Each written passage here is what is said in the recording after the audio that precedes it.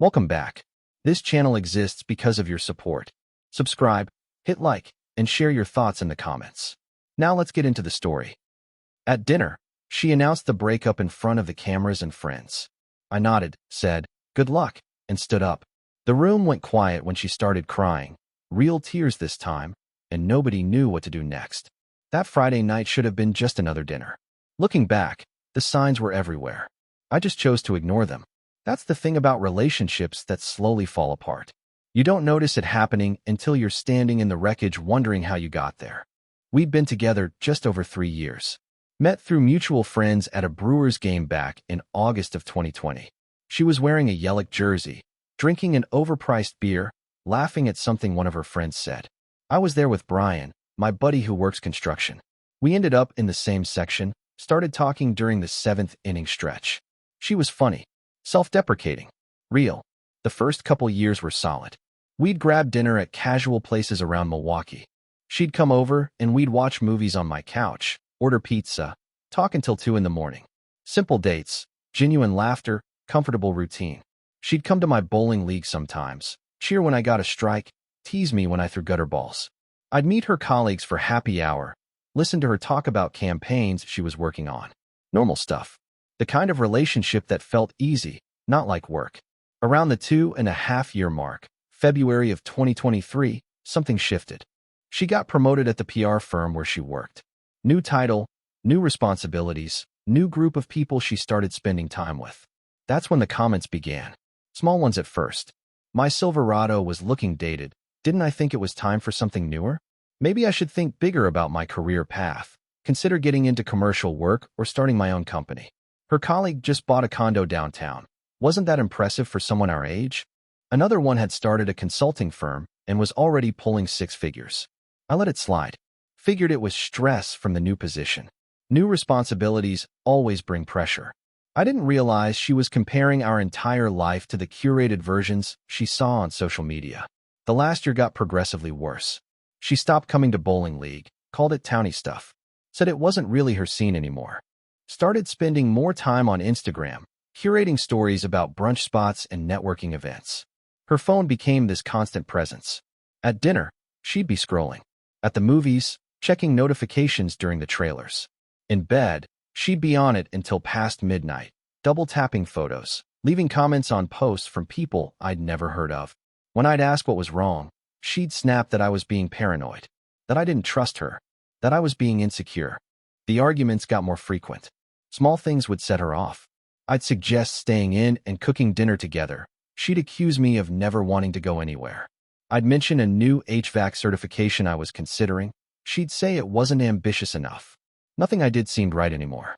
3 weeks before that Friday, things intensified. She went distant in a way that felt different. Always texting, always guarding her screen.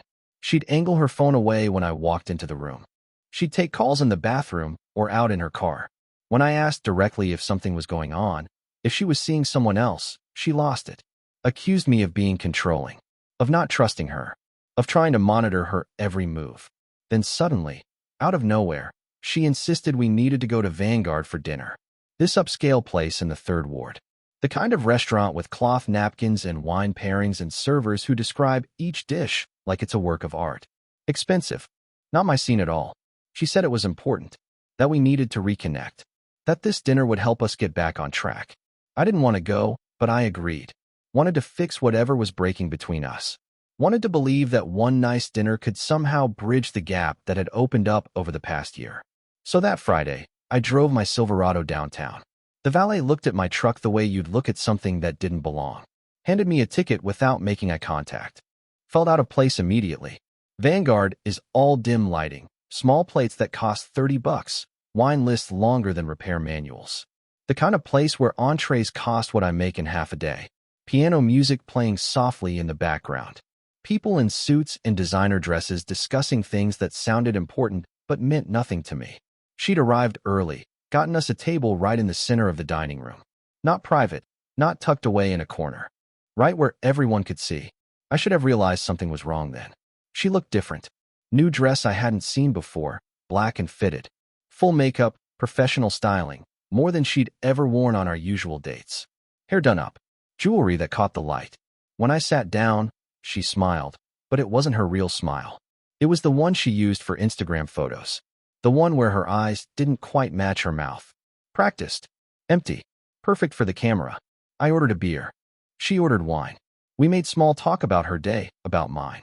Surface-level conversation that felt like we were strangers. Then I noticed them. Melissa, her college roommate, and Jenna, a friend from her work, sitting maybe 15 feet away at a table that had a perfect view of ours. They waved enthusiastically, called out about what an amazing coincidence this was. Oh my God, what are the odds we'd all be here at the same time? Right. Some coincidence in a city with hundreds of restaurants. I looked at their table more carefully. Both phones positioned just so. Not face down, not tucked away. Sitting upright on the table, angled toward us.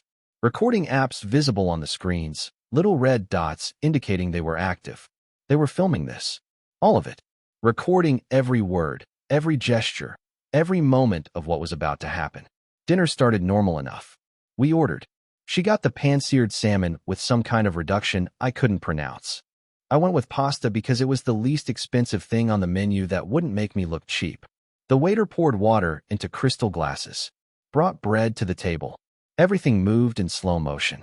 She talked about work, about how she'd been thinking a lot about her future lately. Not our future. Her future. Her goals. Her trajectory. The words sounded rehearsed, like she'd written them down and memorized them. She kept glancing toward Melissa and Jenna's table, checking to make sure they were getting this. Then came the speech. You could tell she'd practiced it. Probably in front of her bathroom mirror, recording herself on her phone, probably watched it back multiple times and made adjustments until she got the tone just right. The pauses came at calculated moments. The hand gestures were deliberate. This wasn't spontaneous. This was a performance. She talked about ambition, about drive, about growth, about needing to be with someone who inspired her to reach higher, to want more, to push boundaries.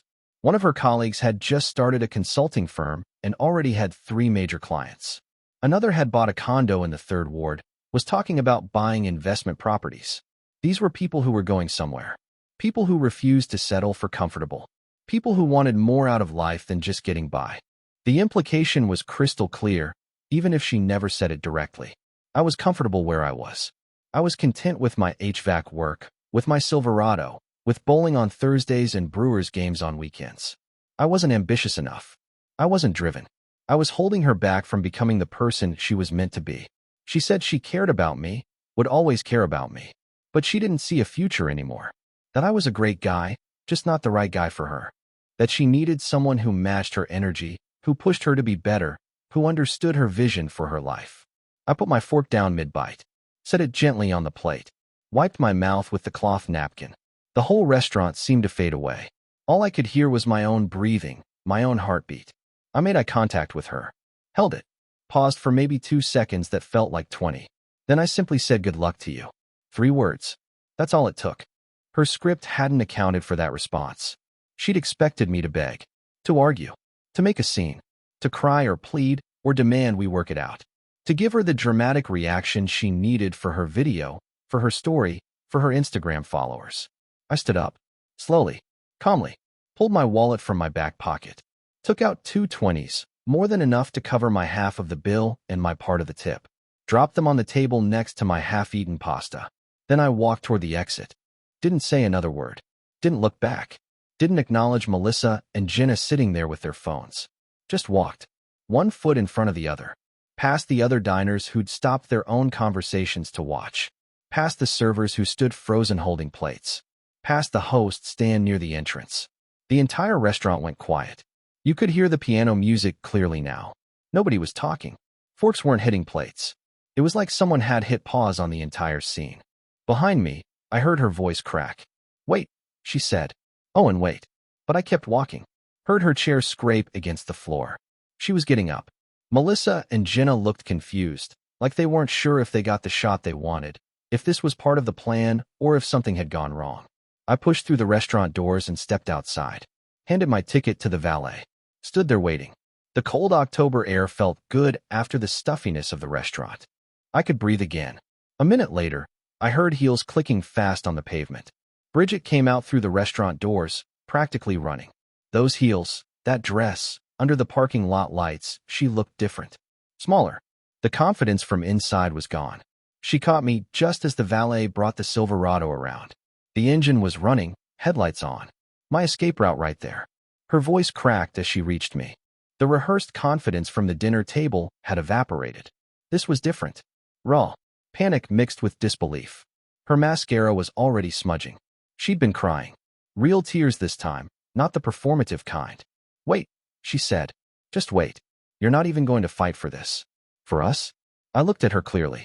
You just ended it. I'm respecting your choice.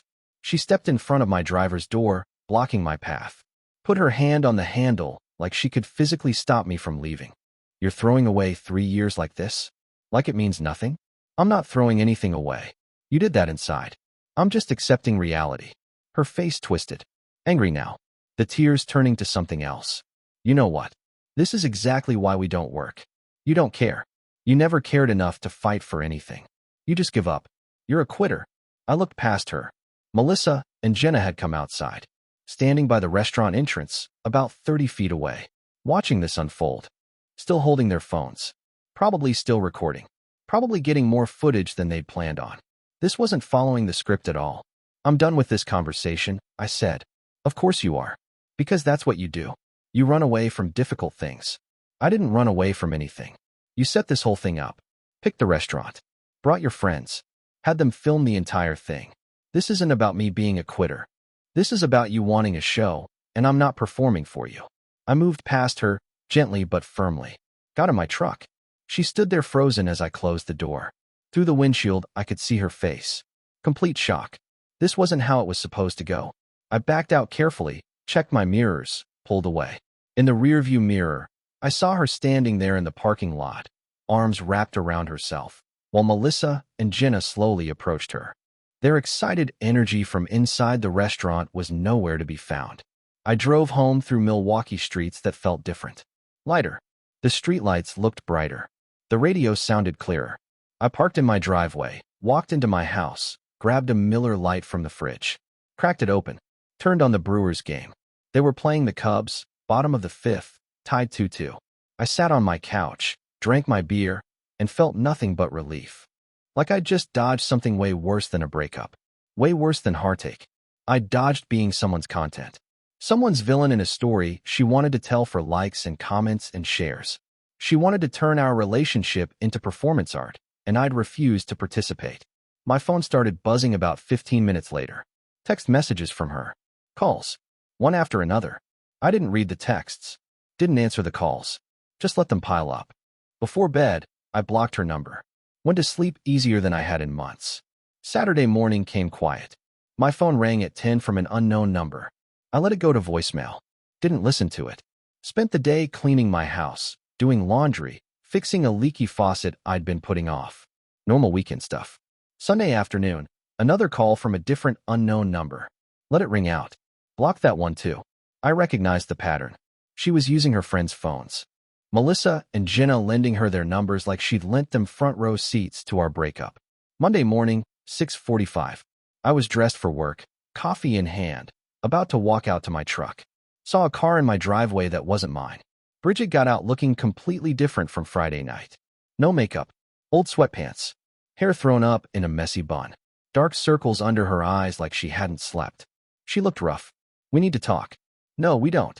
I kept walking toward my truck. Please. I made a mistake. I stopped, turned to face her, set my coffee on the hood of my Silverado. You didn't make a mistake.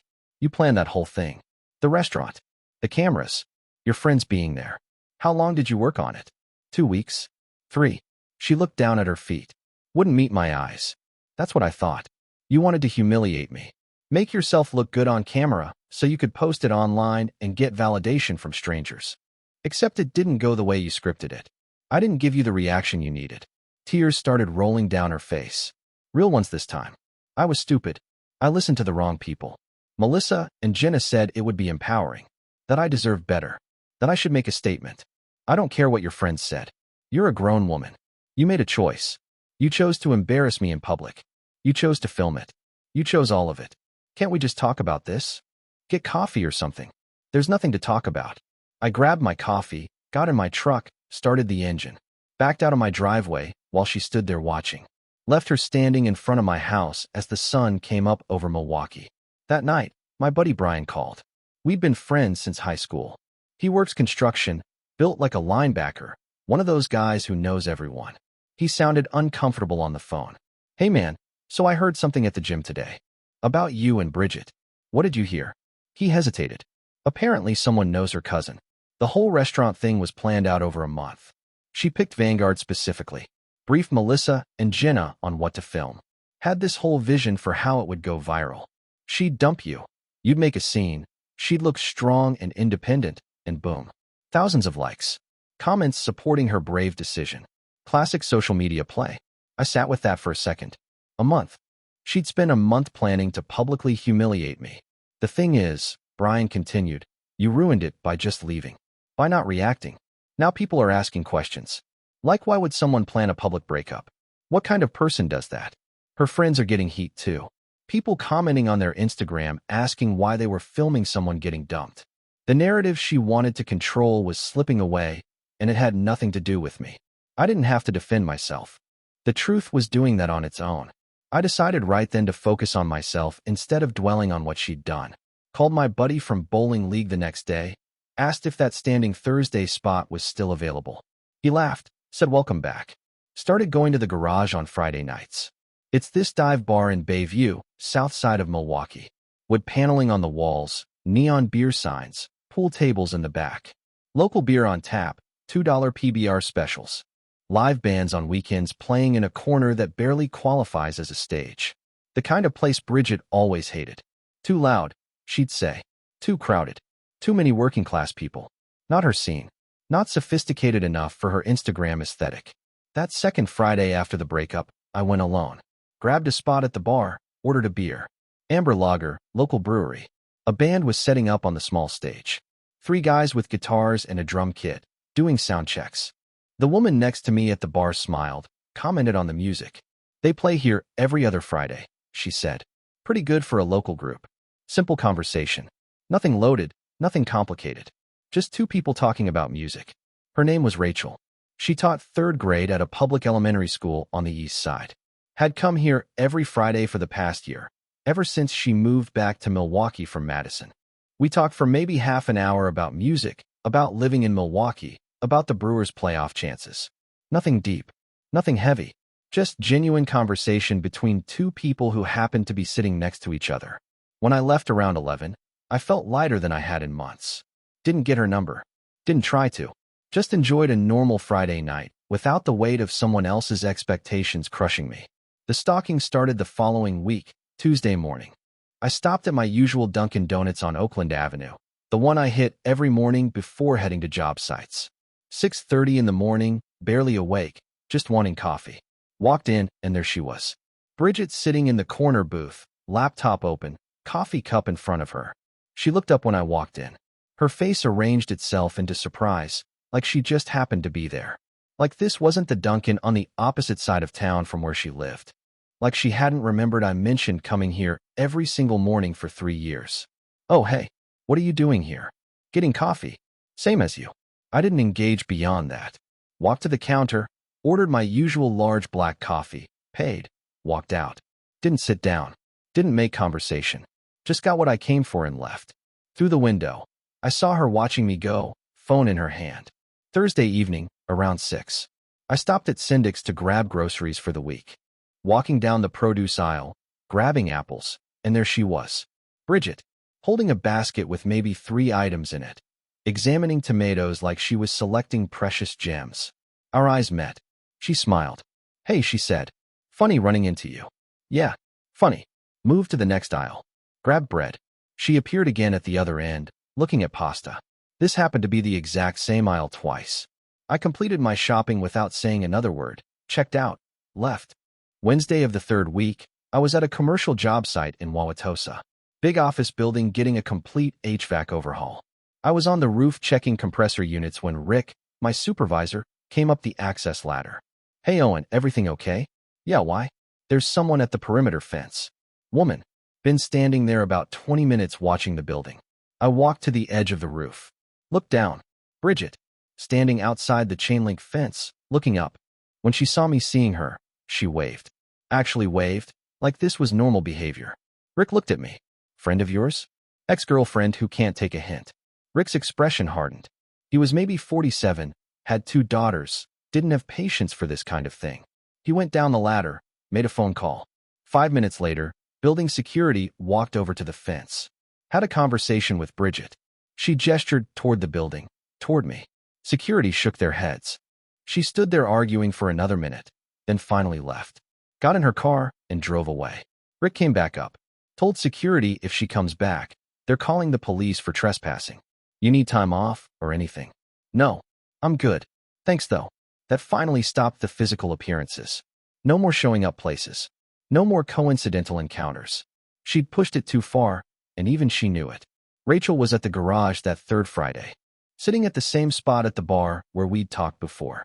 She smiled when she saw me, genuinely happy to see a familiar face. We talked longer this time. She told me about her week teaching 8-year-olds, about the kid who brought his pet turtle for show and tell, about parent-teacher conferences that ran 4 hours late. I told her about commercial HVAC systems, about fixing a compressor on a 90-degree roof, about Rick and the crew I worked with. Normal conversation between normal people with normal jobs, living normal lives. We exchanged numbers before I left that night. No game playing, no waiting 3 days to text. Just straightforward. I'd like to see you again. Me too. That same week, on Wednesday afternoon after the job site incident, we met for coffee at Collectivo on Prospect Avenue. This coffee shop right on the lake, windows looking out at Lake Michigan. We sat for 2 hours. Talked about growing up in Wisconsin, about our families, about teaching and HVAC work, and what we wanted out of life. She mentioned her last relationship. How the guy made good money in sales, but couldn't handle that she made slightly more as a teacher. How he'd make little comments. About how she must think she was better than him. About how she was too independent. About how she emasculated him by paying for things. That sounds exhausting, I said. It was. People get insecure about the weirdest things. They take it out on the wrong person instead of dealing with their own stuff. The comparison to Bridget was obvious, but neither of us said it out loud. We didn't need to. By the 4th week after the dinner, Bridget launched her next move. My old friend Alex texted me on a Sunday afternoon. We'd known each other since college, stayed in touch over the years. Good guy. Straightforward. His text was simple. Hey man, what's going on with you and Bridget? Can you call me? I called him immediately. What do you mean? He sounded uncomfortable. Your ex is telling people some wild stuff. Saying you were controlling during the relationship.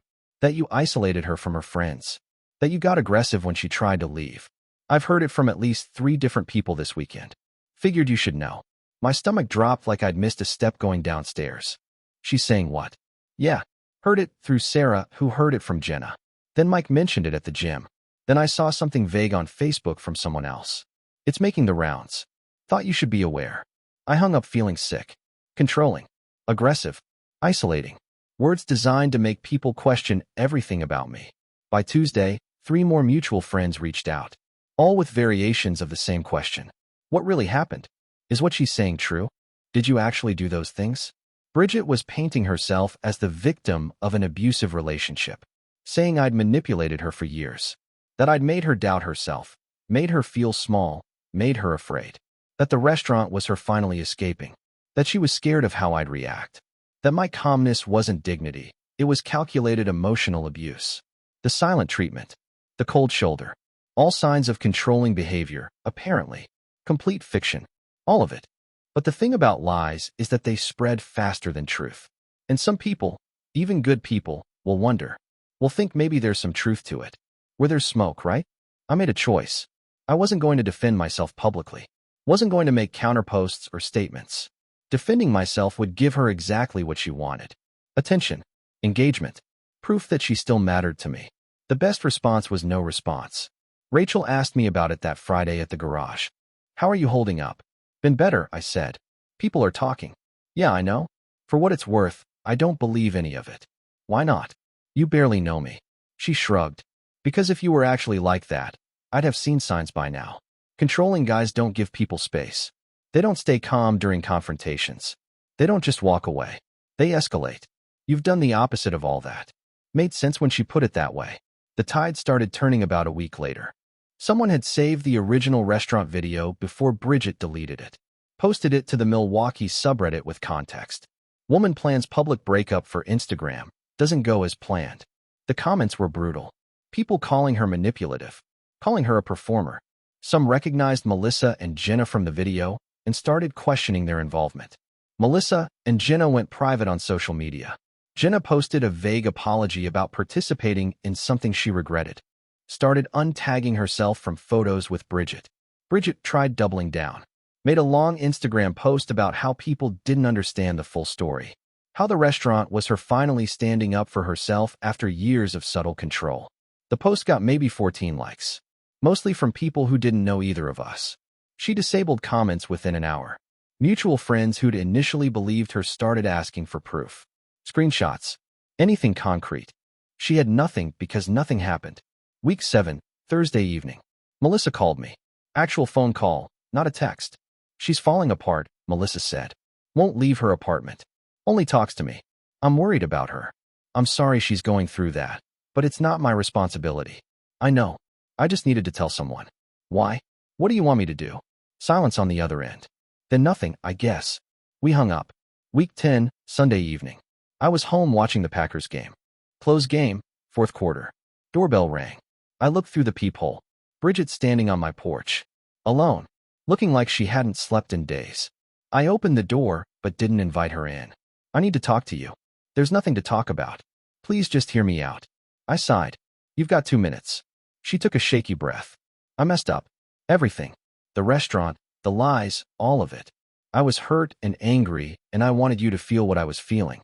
But it backfired, and now everyone hates me, and I don't know what to do. That's not my problem. I know. I know it's not. But I need you to know I'm sorry.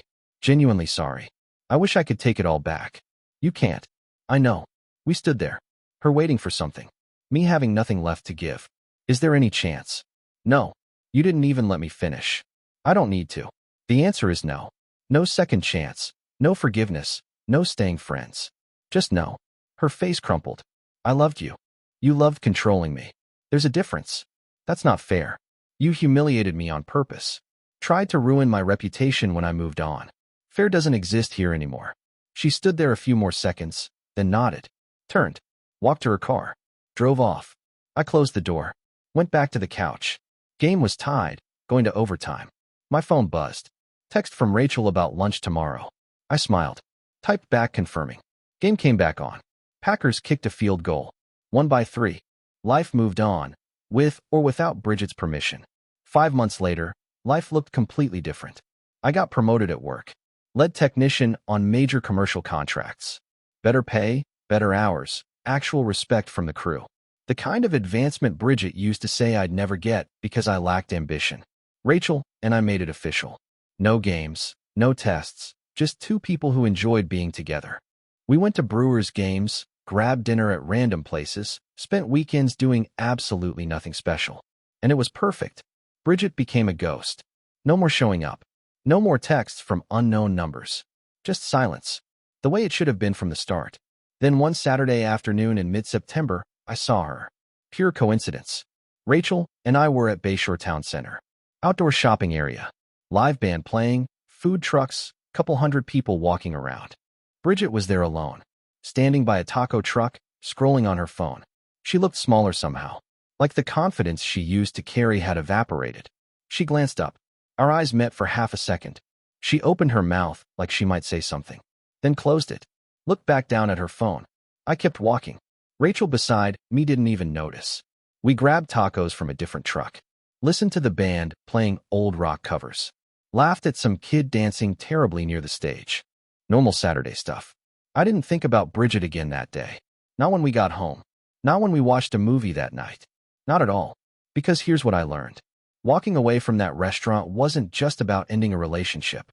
It was about refusing to participate in someone else's manipulation.